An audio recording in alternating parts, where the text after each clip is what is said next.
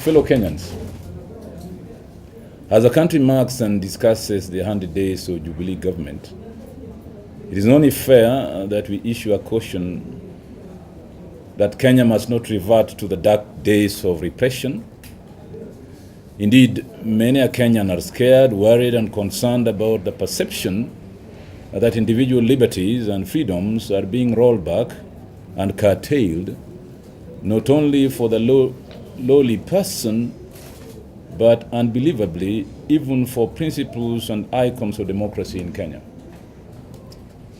It is only 2 days ago that the Deputy President, Honorable William Ruto, was quoted in the media calling for the possible arrest of the Prime Minister, Right Honorable Raila Amolo Odinga, because of serious issues he raised concerning the IEBC. As they say, the guilty are afraid. Barely days after Honorable Raila Amolo Odinga chastised the disgraced commission, his aide, Eliud Owalo, is being accused by the Criminal Investigations Department and the Kenyan intelligence in the police of working to destabilize the Jubilee government. It is instructive, ladies and gentlemen, that Mr. Owalo is not just another aide, but is in fact the individual that ran the Prime Minister's campaign secretariat. As such, he would be privy to details of anomalies and shortcomings and malfunctions that led to a disputed election which was argued out in the Supreme Court earlier this year. Following an opinion piece which Ms. Owalo wrote in the Sunday Standard of the 14th of July this year, entitled, and I quote, "Why the Electoral Commission Must Be Disbanded," all hell has broken loose in the Jubilee government.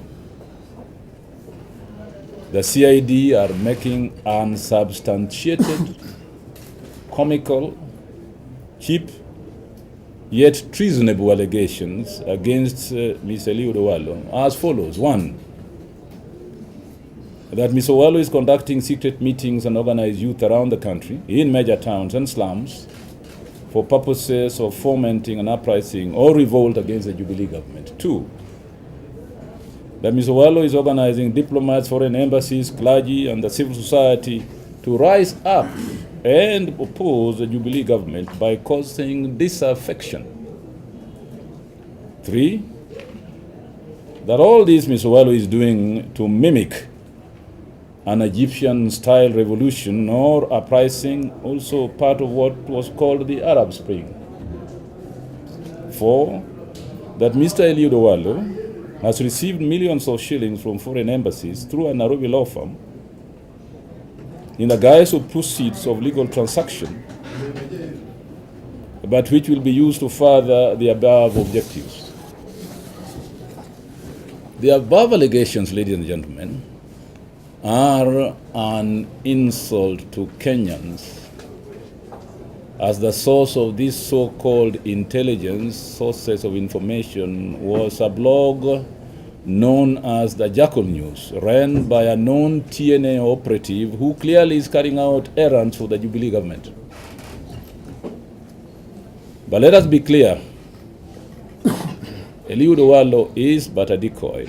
The pursuits of Owalo is but a diversionary tactic, for the real targets are actually Mr. Owalo's bosses. That is the coalition principles, Right Honorable Raila Amolo Odinga, Honorable Kalonzo Musyoka, and Senator Moses Wetangula, the leaders of the Coalition for Reform and Democracy. Kenyans are not fooled, ladies and gentlemen. We urge the Jubilee government to mind the business of Kenyans, to respect and uphold the Constitution of Kenya, and to cease and desist from using untoward tactics by ways of withholding benefits for the principals, frustrating their smooth movement in and out of the country, the use of our airports, and making wild, baseless allegations, yet serious accusations. The country must not be divided further. Let us not revert to a police state and the Gestapo tactics that were reminiscent of the 70s and 80s must stop.